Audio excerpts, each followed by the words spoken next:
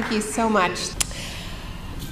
A state of shock is a gap that opens up between an event and our ability to understand that event. That's what a shock is. Something happens and it's so big, it's coming seemingly out of nowhere, that it doesn't fit with the world that we thought we knew. Now, we can understand this on a personal level when some crisis hits us, a loss, an illness, and we go into that kind of a personal shock when we can't process the story. And what do we want to do when we go into one of those states? We want to come together. We want to connect. And we have all kinds of cultural and religious rituals that help us to do that help us to regain our story. We can also go into one of these states collectively when something so huge happens that we collectively can't understand it. Something like an economic meltdown, something like a war, a terrorist attack, a natural disaster, but something so big that it is a rupture in our collective narrative. That's what we mean when we say we are in shock. And when I think about how so many of us felt after September 11th, it's really interesting to go back to that moment because it was a classic state of collective shock. It was an event that hit this country that seemed to come from nowhere. It was a classic case of what Chalmers Johnson refers to as blowback. And the significance of blowback, and blowback is a CIA term, and it refers to the unintended consequences of covert action. Now, the reason why I stress the covert element is that when actions that are taken by the government that are covert, that are unknown, when blowback hits us because of those actions, it's particularly shocking precisely because we don't have the story in which to place those events, right? So if we think about how we spontaneously felt after September 11th, what did people say? They said they wanted to spend more time with their families and more time with their communities. They spontaneously gathered, debated, wanted to talk and fill that gap between event and analysis, to shake that feeling that this came from nowhere, to stop that rupture in time and space and integrate the event into a collective narrative. And we also wanted to understand where this event came from. So there was a hunger for books. And I think probably our host this evening at the wonderful Books and Books can attest to this, that people went to libraries and bookstores and they wanted to read books about the Middle East. They wanted to understand the history of Afghanistan. They wanted to know where Al-Qaeda came from. They wanted to read the Quran. They wanted the information that they believed, that we believed would fill that gap, right? So what did we hear from the Bush administration in that crucial moment, in that moment when the gap opened up between event and narrative, between event and collective story? Well, we heard two things. One, go shopping, right? Which is really the opposite of what we're doing here tonight, which is coming together to talk to one another, to try to come up with a more coherent story of how we arrived here together. I think that's what propels us to events like this. Shopping, on the other hand, and it's shopping season as we know, doesn't tend to bring that kind of cohesiveness. I don't know about you, but I tend to feel pretty scattered through the experience of shopping. It is an essentially isolated activity, even if we do it with friends or family. The other thing we heard from the Bush administration was that impulse to integrate the terrorist attacks into a narrative, into a historical narrative, to take this event that seemed to come from nowhere and say, no, it came from somewhere. What we heard was that impulse is actually an attempt to rationalize the terrorist attack. By trying to understand this event, you are rationalizing it. You are therefore sympathizing with the terrorists, therefore on the side of the terrorists. And so that impulse to understand was cast as traitorous. And what we heard instead was this mantra: September 11th changed everything. Nothing will ever be the same. And we started hearing this separation, this rupture in time and space between pre-9/11 thinking, right, and the post-9/11 era. So that state of disorientation that was a natural response to an event that seemed to come from nowhere was deepened. And people became more disoriented. Now, what do we do in a state of shock? Well, one of the key symptoms of a state of shock is regression. It is becoming childlike and looking for protection. And that was a tremendous appeal of Bush in those days, and also of Giuliani in those days. And of course, he's now running a campaign entirely based on reminding us of when we thought he was our daddy, right? I mean, that is the gist of the campaign. And that he played that role, both Giuliani and Bush played that role tremendously effectively, that protector father figure, even though now, as we look more closely at those events, there are grave questions to be asked about what kind of protectors they really were. But the point is, they played them very effectively on TV. So regression was deepened, isolation was heightened, and that state of shock, that gap that opened up between an event and our collective story is our history, was deepened. And we got this message: history has been rebooted. We are starting over. Year zero, September 12th. Everything you thought you knew no longer applies. And on this blank slate of our collective consciousness, our traumatized consciousness, we were handed new stories, new narratives, tidy new narratives, ready-made narratives like Axis of Evil, Clash of Civilizations, the war against Islamofascism. And that desire for a tidy narrative, for a story, for the need to make sense of the world, which is the most profoundly human impulse, made many of us receptive to these tidy narratives. Because if everything that we thought we knew of the world no longer applied, then we needed some story. And the fact that we had these stories was tremendously reassuring. And the fact that it was repeated over and over again in the press also added to that. So that's what shock is, and that's an example of a collective state of shock. I want to talk a little bit about what I mean by the shock doctrine and disaster capitalism, which are the key terms in the book.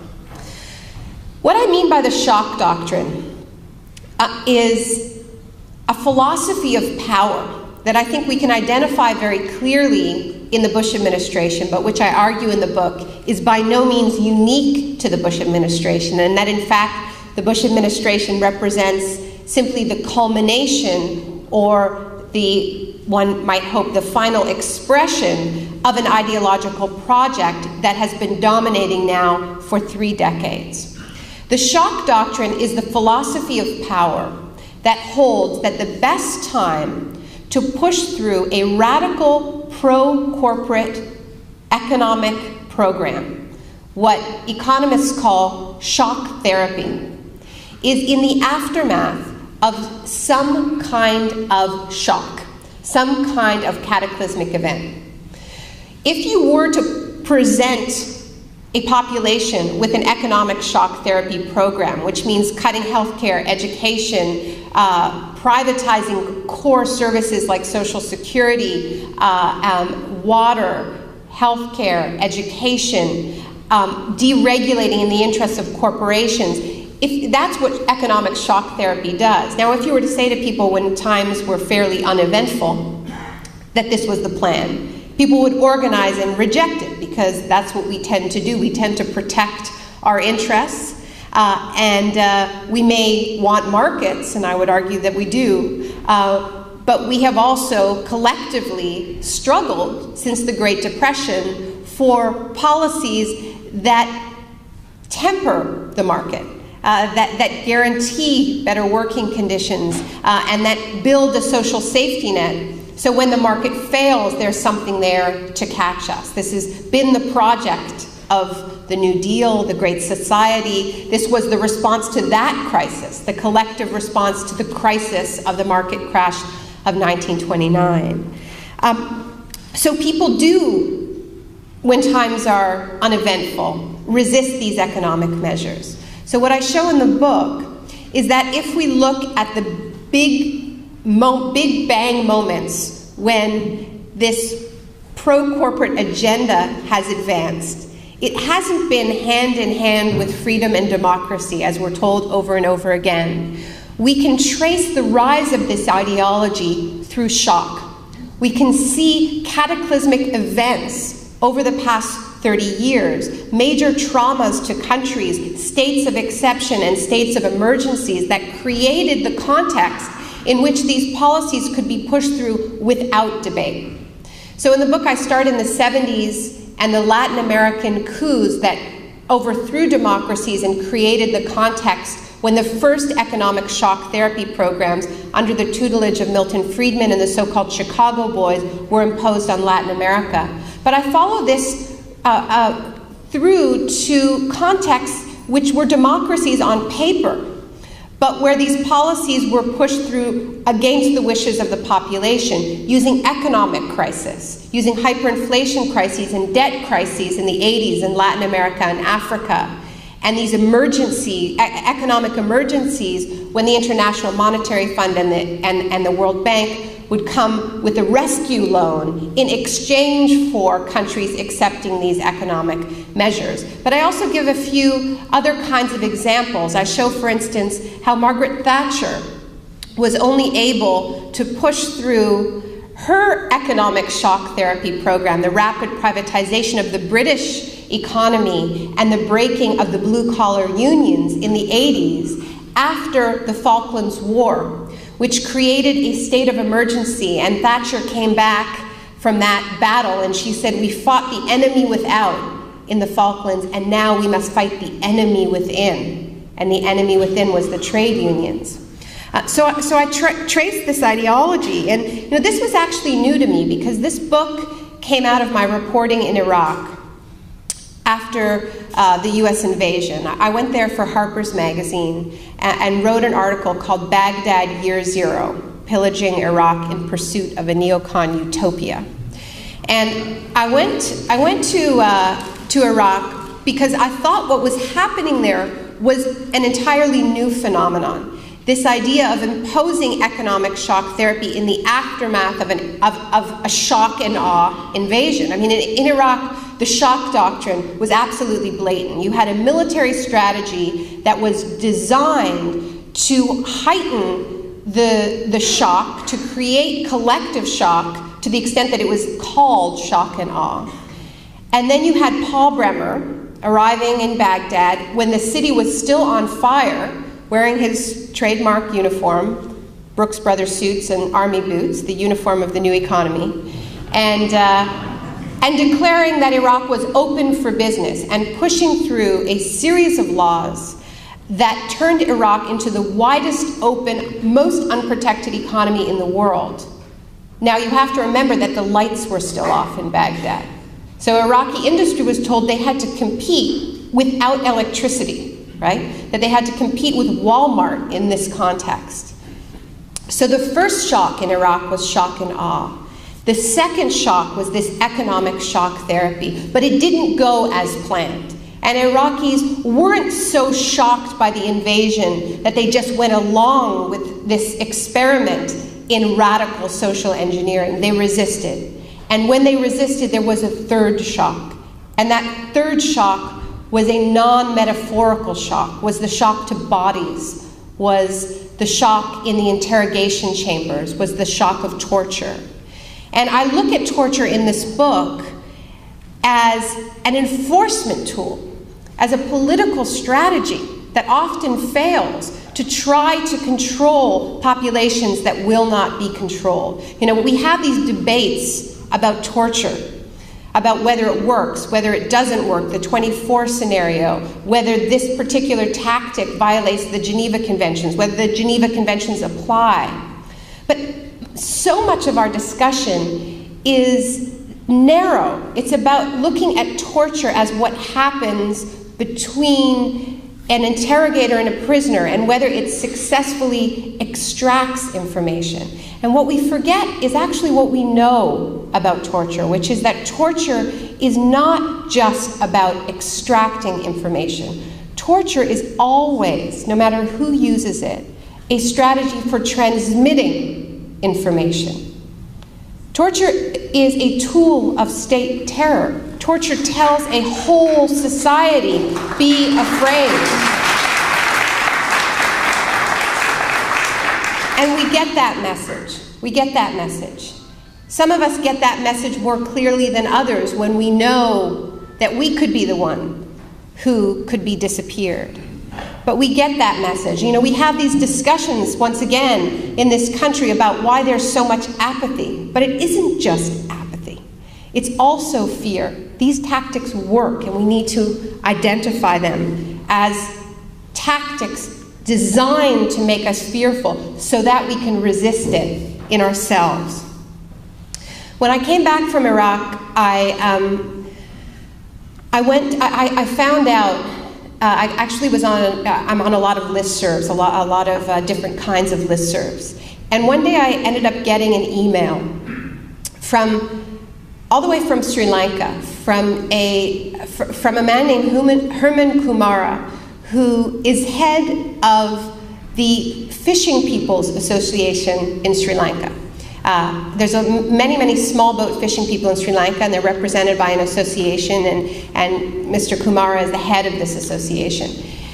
And this was about 3 months after the Asian tsunami swept the coasts of Sri Lanka and Thailand and Indonesia and the Maldives. And in Sri Lanka was particularly hard hit. 40,000 people were killed in the tsunami. About 500,000 people lost their homes. Overwhelmingly, they were small boat fishing people, like those represented by Herman Kumara. The subject line of the email was the second tsunami of corporate globalization and militarism. This got my attention because I was just back from Iraq. And I researched it and I looked into it. And I actually went to Sri Lanka with my husband, Avi Lewis, who's a filmmaker. And we documented how the tsunami had been used as an excuse to take the fishing people from the coast to these inland camps and really warehouse them, while the coasts were being developed very, very rapidly and handed over to resort developers. I think here in Florida you wouldn't know anything about this impulse. And so I wrote a piece called The Rise of Disaster Capitalism for The Nation magazine, looking at how, precisely because these types of policies were encountering so much resistance, it wasn't just the seizing of the coastline and handing it over to the tourism industry. 4 days after the tsunami hit, the government in Sri Lanka pushed through a bill preparing the ground for water privatization. 4 days after the tsunami hit. So obviously what the strategy was to take this incredibly controversial policy. Nothing is more controversial than water privatization in the whole pantheon of these policies. This is the most contentious because water is needed to survive.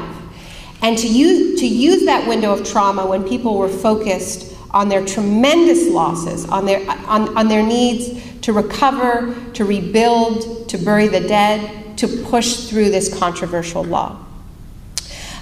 So I wrote this piece about disaster capitalism.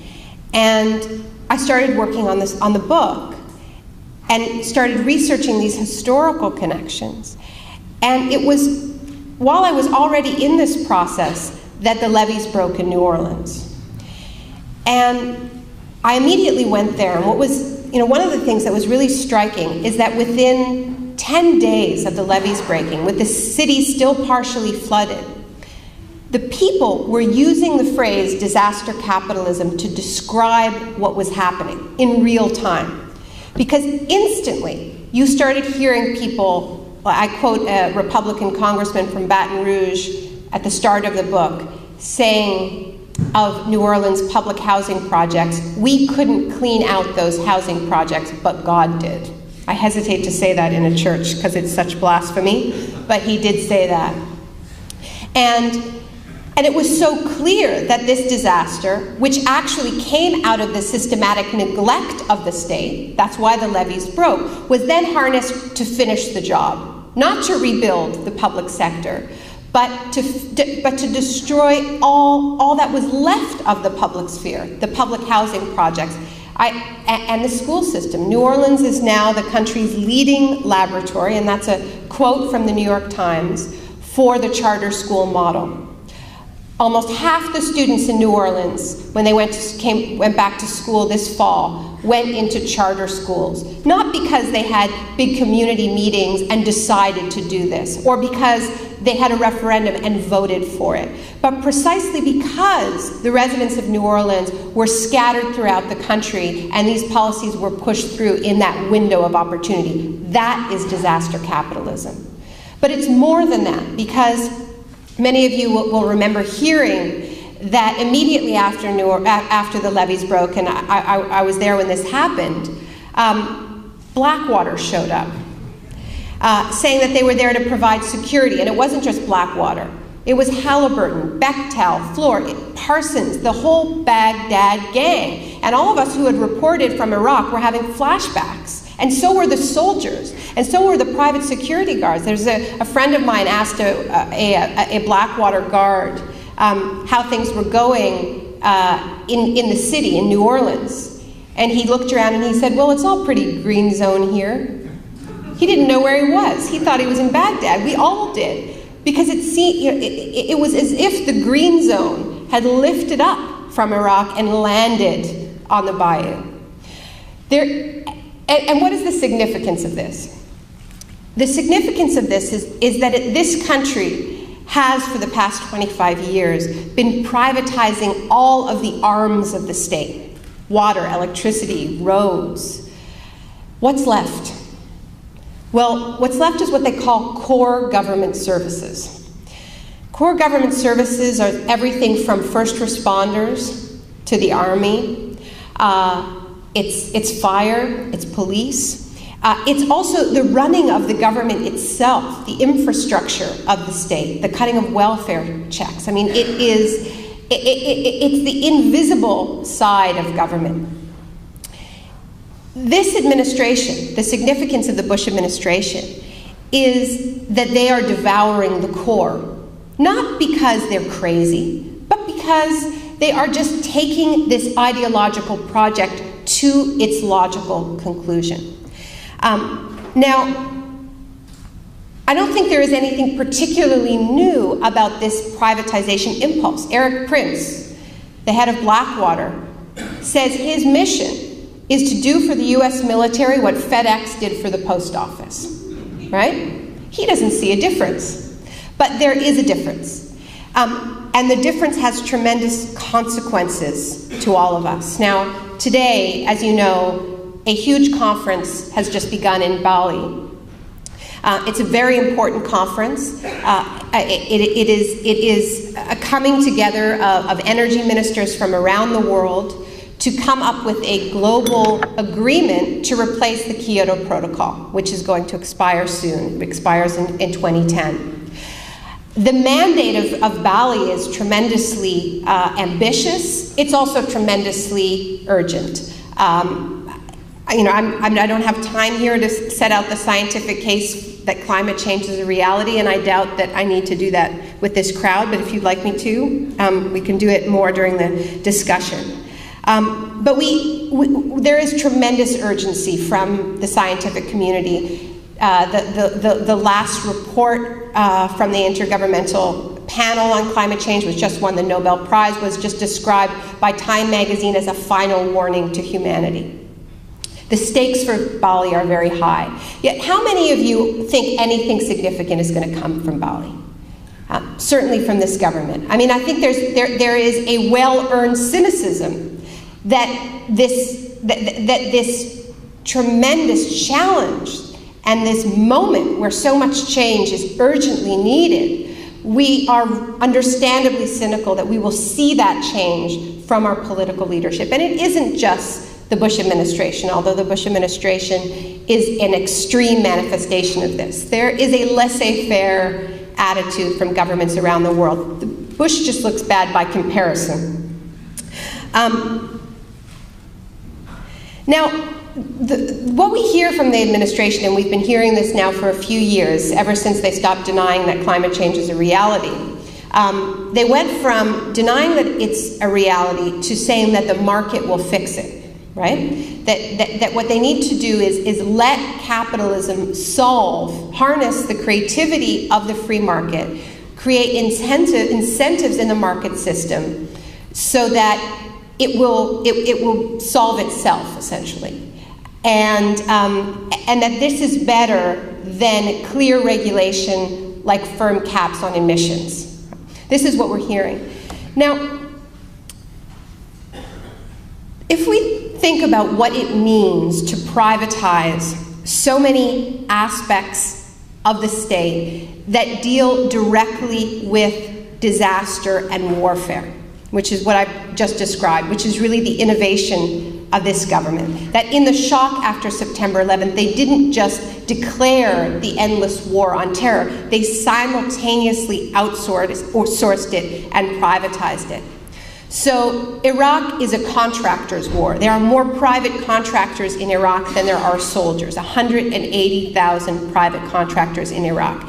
And simultaneously, you have the construction of this homeland security state, which is not run by the state. The Department of Homeland Security is an empty shell. I mean, this government still plays a government on TV. They can still, have press conferences, and they have presidential seals, and they act like a government. But if you pull back the curtain, no one's home, right? And that's what we saw during Katrina, a government that wasn't home, a government that had hollowed out everything.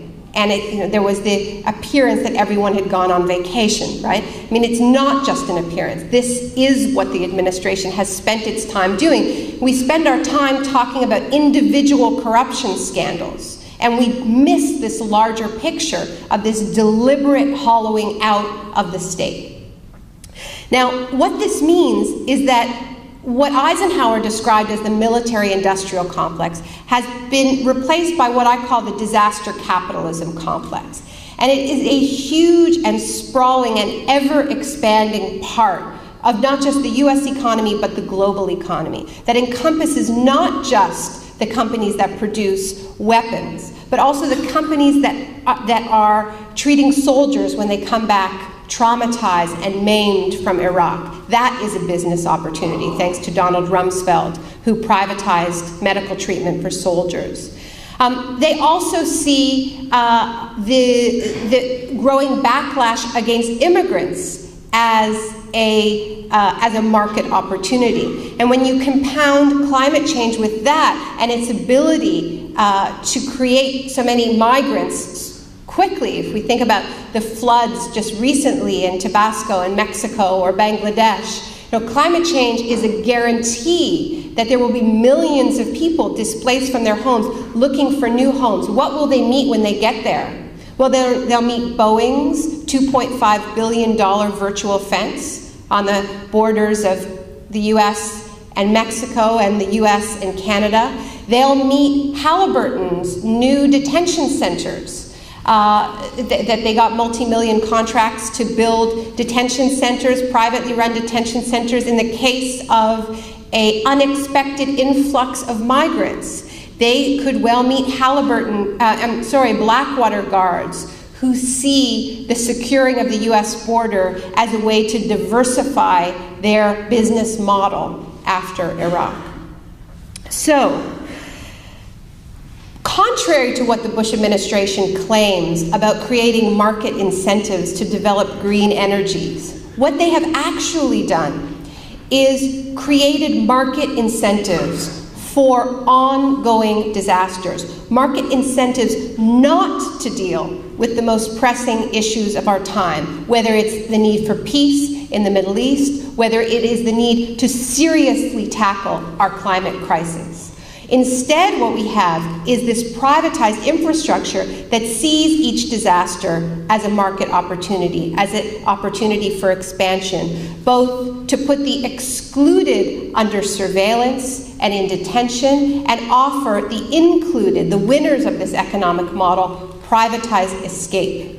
You know, I would be remiss in Miami if I didn't mention that a year after Hurricane Katrina, a new company launched called HelpJet, which offered the residents of South Florida the opportunity to turn their next hurricane into a luxury vacation.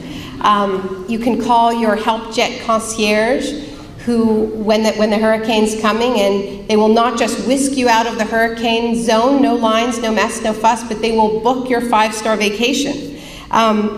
So what we saw during Hurricane Katrina, this vision of a kind of a science fiction disaster apartheid future, where if you had money you were able to escape, but if you depended on the state you were left stranded. You know, and we heard, oh, this was just incompetence. It wasn't supposed to be like this, and we'll do better next time. But in fact, what's being entrenched is precisely that future, where if you can buy your way out of disasters, this is a big new market opportunity. It's the new service economy. But if you depend on the state, the can't-do state, as Paul Krugman calls it, you will be left behind. And more than that, the containing of migrants will be the next big industry. Now, here is why I have hope. I have hope because this whole infrastructure feeds on our fear. It is a fear-based economy. You know, if you watch Fox or CNN, you have so much of our media landscape devoted now to keeping us in a constant state of fear. Whether it's fear of the next terrorist attack, fear of the next climate emergency, or fear of an immigration influx. This whole economy, fear is its oxygen. It needs fear to breathe, which gives all of us a tremendous opportunity to fight the enemy, the real enemy within. The real enemy within being our own fear, our own impulse to regress, and to look for this false model of security instead of real human security, which means getting us off this political and ecological disastrous course. So when we give in to that state of fear, we are feeding this economy. When we resist it in ourselves, this is the true war resisting. This is how we cut off the oxygen of this economy. So we have far more power, I think, than we let ourselves believe sometimes. And this is one of the reasons why I don't use words like fascism to describe this moment in history, because I think that these are fear words, and these are words that tell us the war's already been lost. You know, if we're living in a fascist state, you know, we may as well just hide and stay quiet, because there is no room for dissent in a fascist state. In a fascist state, I can't write books like this, and we can't gather in spaces like this, but we can. And we still have these spaces left. And so instead of using them to make ourselves more afraid, instead of using those spaces to tell ourselves that we don't have rights, we need to use these spaces to expand our feelings of freedom and our feelings of possibility, because this is I don't want to downplay the threat, and I don't want to overplay the threat. It is serious. This is a moment to act. It is a moment to change course. At the same time, it is a moment where we still have that power and that ability to change course. So when it comes to these freedoms, I feel very strongly that we are at that moment where we use them or we lose them. And I hope that you will use them with me. Thank you.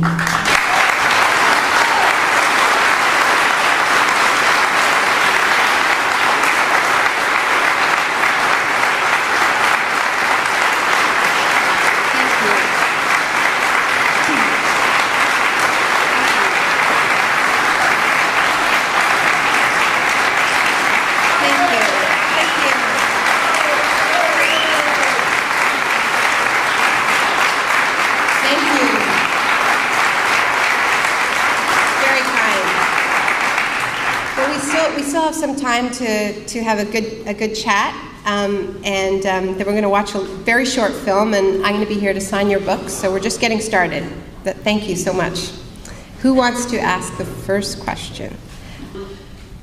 You know, in the book, as I said, I talk about the whys behind the uses of these extreme terror tactics. And one of the things I argue in the book is that we often, when we talk about human rights violations, whether it's this administration or the Latin American juntas of the 70s, who were really the prototype, the first governments to impose these radical free market policies, we often talk about human rights violations in isolation from the broader political and economic agenda that they serve. So the phrase I use in the book is that the mistake that was made by the human rights movement in Latin America in the 70s is that they treated Latin America like a murder scene when in fact it was the site of an extraordinarily violent armed robbery. And I think the same is true for Iraq today, that the violence serves a purpose. And the dream, I almost called the book Blank is Beautiful.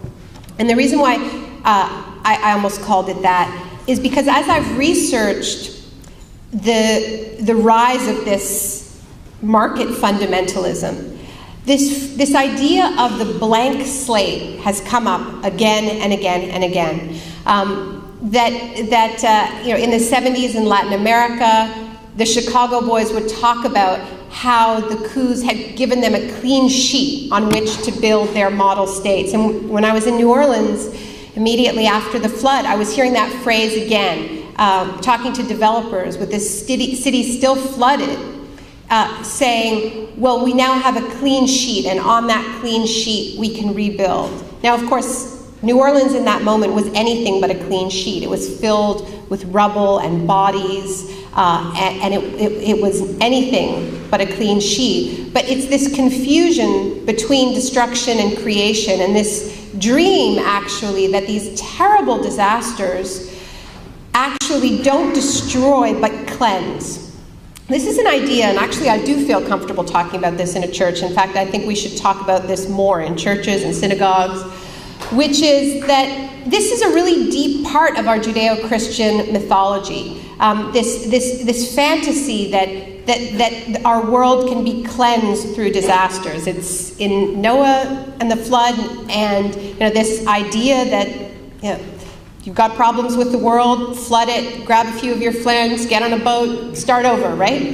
Reboot. And it is the appeal of the rapture narrative, right? There are other ideas in our religious texts. There is the idea in the Old Testament of tikkun olam, of mending and repairing the world, which is a very different impulse. It's not starting over from scratch. It's actually repairing what is there. But we do have these very powerful ideas of great cleansings, great floods, great fires, and starting over. And it's a very big part of our colonial myth. And the idea on which our countries were founded, that there was empty land somewhere, and terra nullius, as they called it, a blank sheet where you could get rid of all the problems of the old world and start over in the new world. But there never were any empty lands. So that impulse to start again, the flip side of the blank slate is and has always been the scorched earth. It's a violent idea, even though it can present itself as an idealistic one, right? It presents itself as a utopian impulse for perfect beauty, balance, and renewal. There are no empty lands, there are no blank slates, we're stuck here together, we have to make this work. So I think that that's the context in which I was talking about. That's when the urge to cleanse and blank the slate through force kicks in, because the world doesn't comply with these dangerous fantasies of erasure. You know, I guess where I see that change, that positive change emerging most clearly is in Latin America now, which I think makes a lot of sense, because Latin America really was the laboratory for so many of these policies. The continent has seen every form of disaster capitalism, the exploiting of coups, the debt crisis, price shocks, hyperinflation crises, and also gloves off disaster capitalism, starting with Hurricane Mitch, and how Hurricane Mitch was used by the bank and the fund, as I'm sure you know, to push through water, electricity privatization, and really regressive land reform policies. So Latin America really has seen it all and saw it all first. And that, I think, is part of the reason why the alternatives to policies which in Latin America are called neoliberalism, are arriving there first. And there are many examples. In terms of alternatives to the bank has changed the way it talks, but I don't believe the bank has changed the way it thinks. Even though Paul Wolfowitz lost his job, he was replaced promptly by Robert Zoellick, who is Bush's former trade envoy. Seriously bad news, and is pushing much more privatization at the bank. And it's one of the problems that I have with so much of the way we've been doing politics in the Bush era. It's so personality based. You get obsessed with a Rumsfeld or a Wolfowitz, and then their dismissal is seen as a victory. They're replaced with somebody who's continuing their policies like Gates or Zoellick, but who's slightly lower profile, and we all stop paying attention. It isn't just about people, it's about a logic, and that's what I'm trying to identify here. I think that that's what we were talking about before September 11th, and that there was a really powerful global discussion going on, and the protests outside the International Monetary Fund and the World Bank and the World Trade Organization were a part of that global awakening.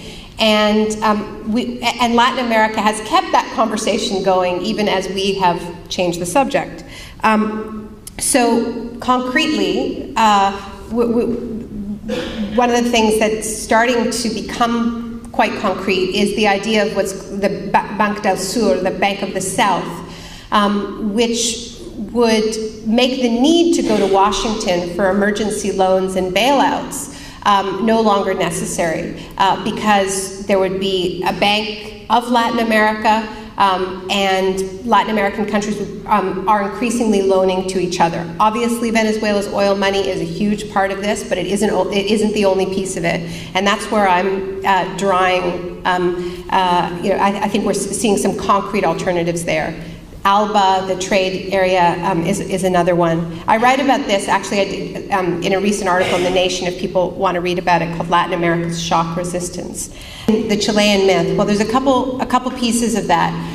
There were, the Allende administration was in an economic crisis at the time of the coup, but it was an economic crisis that was deliberately created. Henry Kissinger famously said, when Allende won the vote, "Make the economy scream." And it was a classic embargo strategy, and a classic strategy of extraordinary economic sabotage, headed by U.S. companies like ITT, but also Chilean companies that were against Allende's administration, and they did make the economy scream.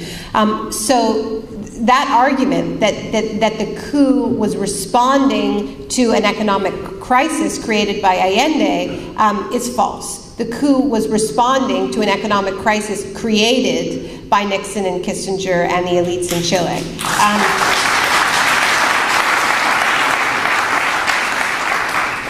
Now, you mentioned copper, and I do talk about this in the book. It's one of the the point about philosophy, I don't talk about Strauss in the book, I talk about Friedman, but I think it's true that it really shouldn't rightly be called a philosophy. It's a strategy. It's a Machiavellian strategy of power. It isn't a philosophy. I also don't think it's really an ideology, and this is one of the problems I have is, you know, there is an ideological framework which Milton Friedman laid out, which is, you know, for totally unfettered free markets.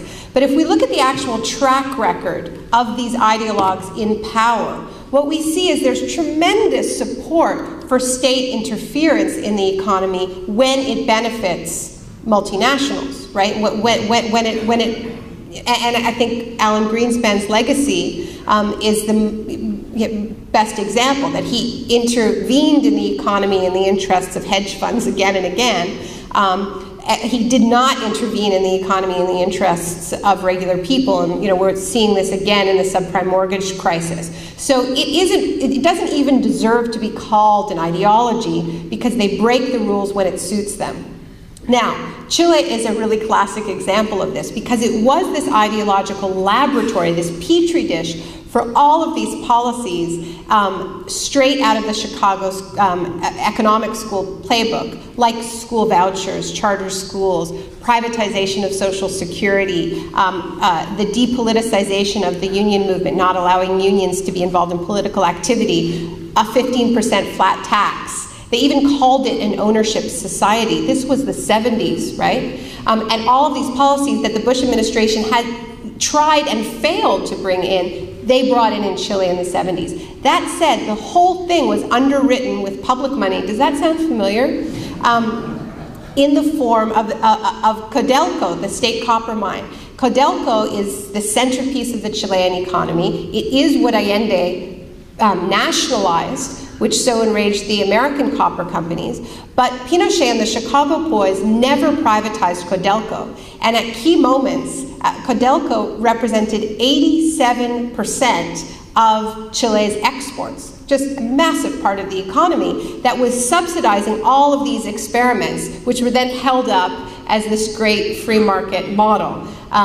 You know, it was Saudi Arabia, 90% of their revenues come from the nationalized oil, and Chile under Pinochet was about as free a market as Saudi Arabia is. So I hope that answers the question. Colombia, very good. You know, it is true that I don't deal with Colombia enough, except to say that I actually believe that all roads lead to Colombia, in the sense that what we're building in Iraq and Afghanistan and what the sort of end game is, it's not peace. It's low-level war, dampened down enough to be able to do resource extraction, but a constant state of emergency that creates the context for avoiding real democracy. And that is what Colombia has. And I think that the role of the threat of terrorism has been tremendously useful to the right in Colombia. And if we look at the way the Uribe government uses FARC, and the way the Bush administration uses FARC to rationalize this whole set of policies, then we actually see something quite similar to what the way in which the Bush administration uses the threat of terror at home. It's a tremendously useful low-level threat to have. And I am talking about specifically the harnessing of crises, the harnessing of disasters, to push through a political program, and this political program is the integration of corporations and businesses. I'm not talking about the inherent flaws in a capitalist system that create those crises spontaneously, I mean, that's actually a different analysis. It's a more classic Marxist analysis, and I have a great deal of respect for it. But I'm talking about a more deliberate political strategy than just the ways in which crises are built into a market system. I believe that they are, but I also believe that it is possible to have a far less disastrous market system than the one we have. And that what we've been living for the past 30 years really is a counter-revolution against the idea of a mixed economy.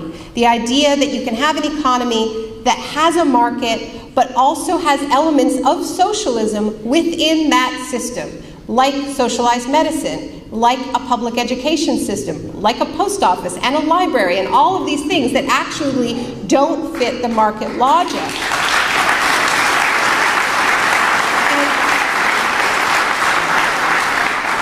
You know, the way I think about what we've been living these past 3 decades is that what we had from the Great Depression through the post-war boom was capitalism in its seductive phase.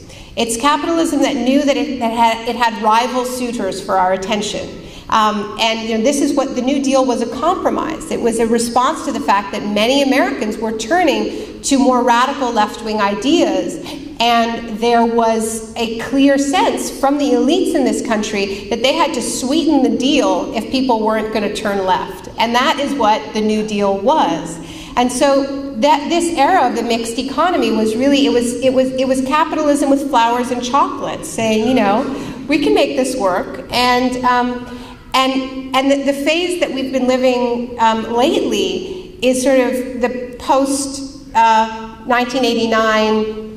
Since there are no rival suitors, it's just sort of capitalism splayed out on the couch in a dirty undershirt going, what are you going to do, leave me? And saying more than that, you know, all those gifts I gave you, I want them back. I want the flowers and the chocolates back.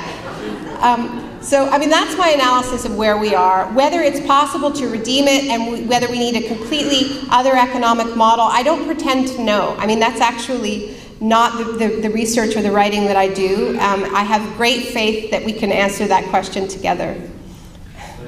The financial crisis will be exploited to push through the policies that the Bush administration was not able to push through without a crisis. Social Security. I mean, Bush went on a listening tour. People told him to shut up, right? All in a context of an economic emergency, all of these ideas reemerge. Alan Greenspan, after 18 years as head of the Federal Reserve, overseeing this gulf opening up between the haves and have-nots. You know, when Reagan took office, CEOs earned 43 times more than their workers. When Alan Greenspan left the Federal Reserve, they were making more than 400 times more.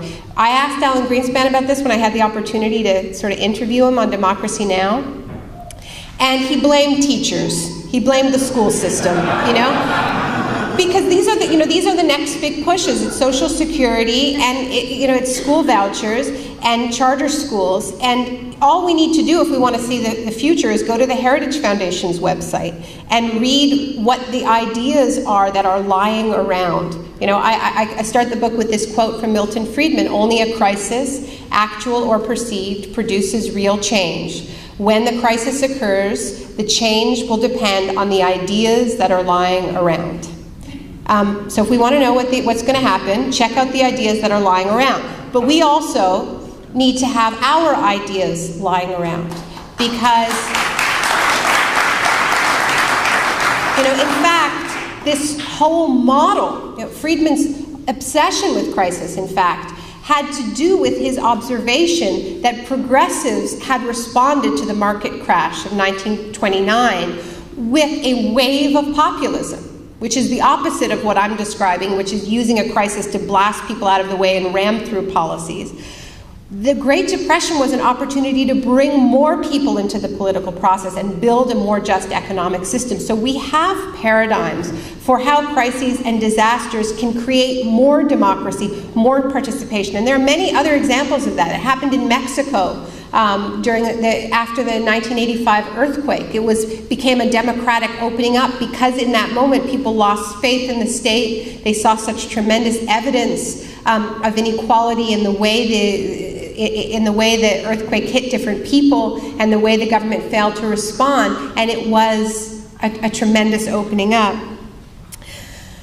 In terms of the new paradigm that we need, I think it does really need to go deep. And I mean, I'm a social democrat, and I think that we need to we need to have confidence in our alternatives in these moments of key crisis, that when you have a disaster like Katrina, that is clearly an indictment of this ideology of neglecting the public sphere, to the extent that the levees break and the public transit system fails, it was not just that the right was opportunistic in that moment and pushed through privatization of the hospitals and the school system. Where were we?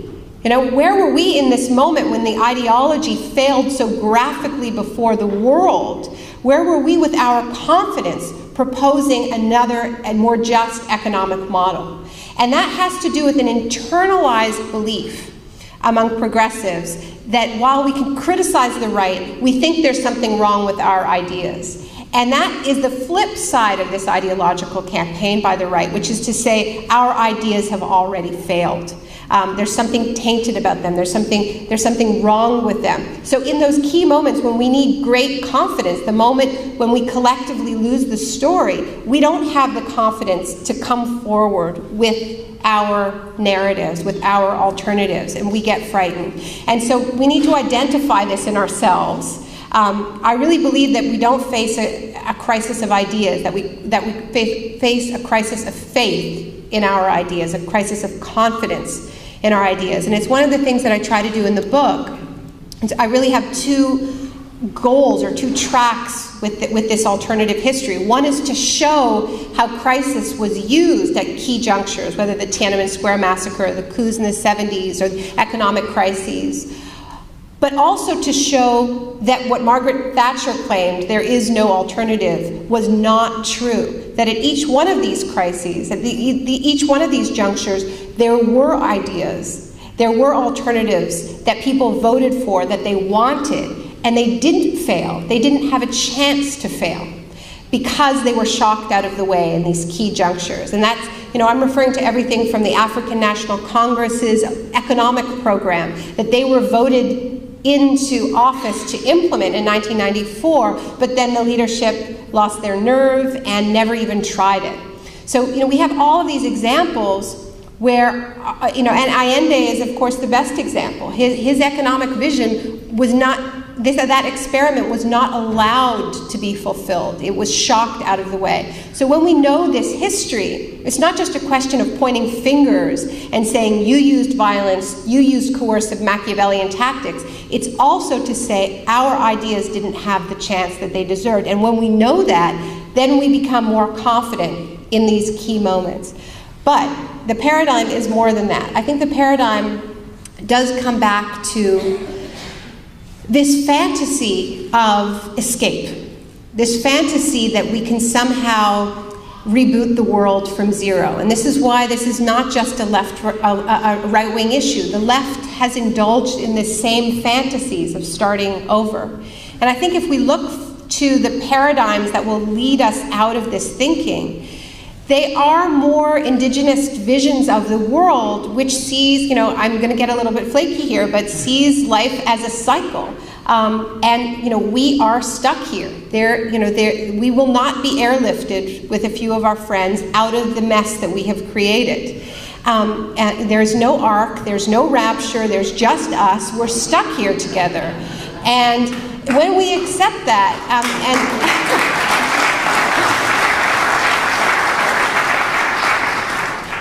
So that's where my new paradigm starts. No escape. Just us. This has been a really fantastically stimulating discussion, and I have the clear sense that it could go on for a lot longer. And it's really, really been a wonderful experience for me, and I want to thank you all for coming. I want to thank Books and Books for putting it on.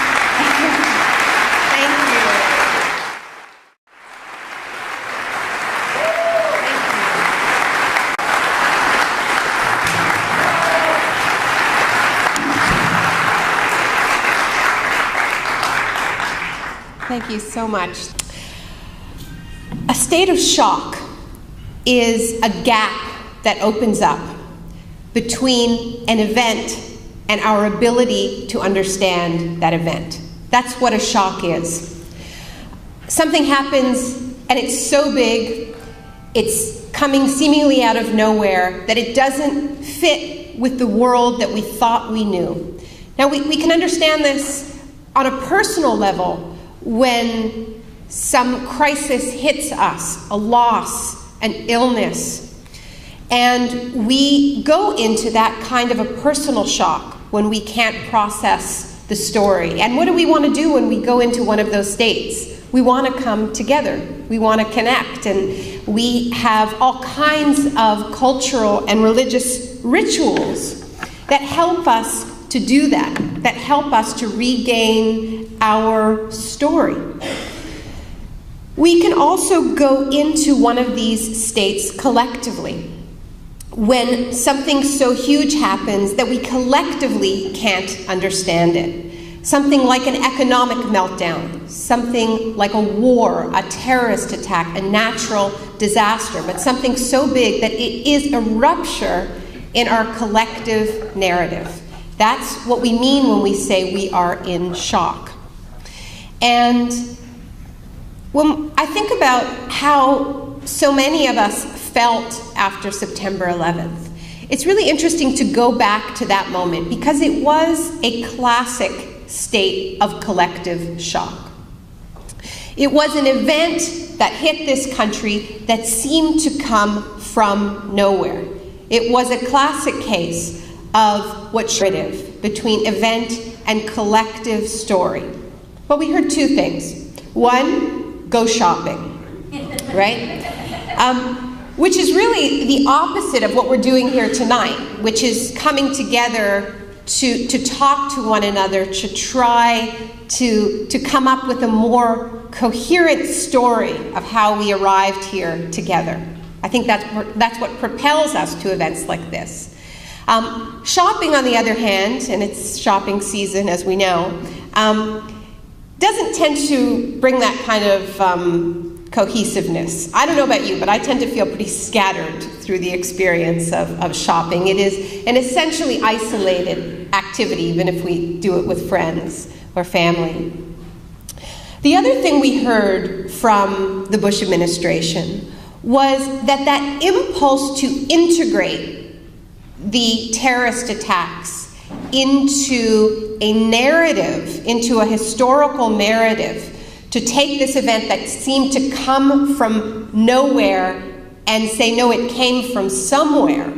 What we heard was that impulse is actually an attempt to rationalize the terrorist attack. By trying to understand this event, you are rationalizing it. You are therefore sympathizing with the terrorists, therefore on the side of the terrorists. And so that impulse to understand was cast as traitorous.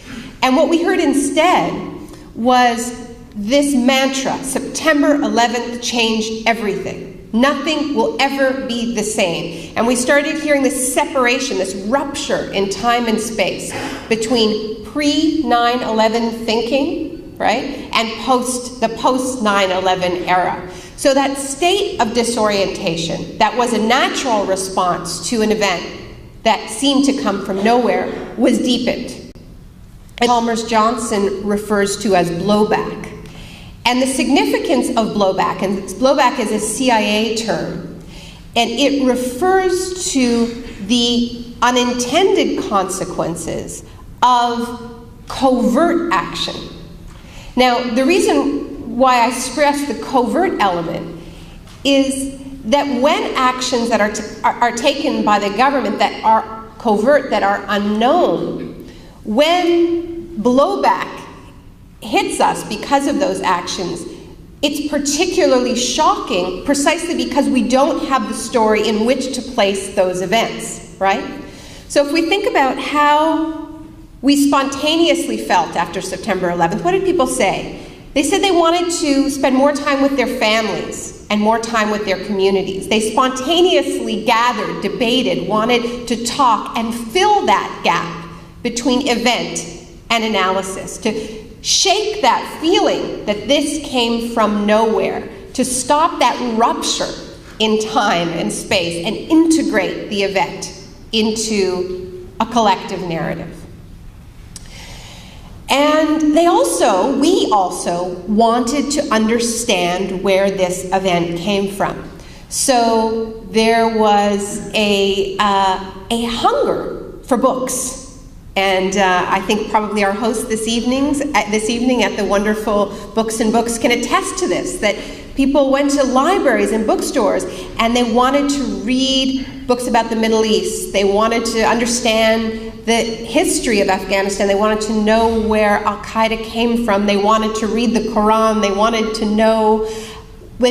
the information that they believed, that we believed, would fill that gap, right? So what did we hear from the Bush administration in that crucial moment, in that moment when the gap opened up between event and narrative? People became more disoriented. Now, what do we do in a state of shock? Well, one of the key symptoms of a state of shock is regression. It is becoming childlike and looking for protection. And that was a tremendous appeal of Bush in those days, and also of Giuliani in those days. And of course, he's now running a campaign entirely based on reminding us of when we thought he was our daddy, right? I mean, that is the gist of the campaign. And that he played that role, both Giuliani and Bush played that role tremendously effectively, that protector father figure, even though now, as we look more closely at those events, there are grave questions to be asked about what kind of protectors they really were. But the point is, they played them very effectively on TV. So regression was deepened, isolation was heightened, and that state of shock, that gap that opened up between an event and our collective story is our history, was deepened. And we got this message: history has been rebooted. We are starting over. Year zero, September 12th. Everything you thought you knew no longer applies. And on this blank slate of our collective consciousness, our traumatized consciousness, we were handed new stories, new narratives, tidy new narratives, ready-made narratives like Axis of Evil, Clash of Civilizations, the war against Islamofascism. And that desire for a tidy narrative, for a story, for the need to make sense of the world, which is the most profoundly human impulse, made many of us receptive to these tidy narratives. Because if everything that we thought we knew of the world no longer applied, then we needed some story. And the fact that we had these stories was tremendously reassuring. And the fact that it was repeated over and over again in the press also added to that. So that's what shock is, and that's an example of a collective state of shock. I want to talk a little bit about what I mean by the shock doctrine and disaster capitalism, which are the key terms in the book.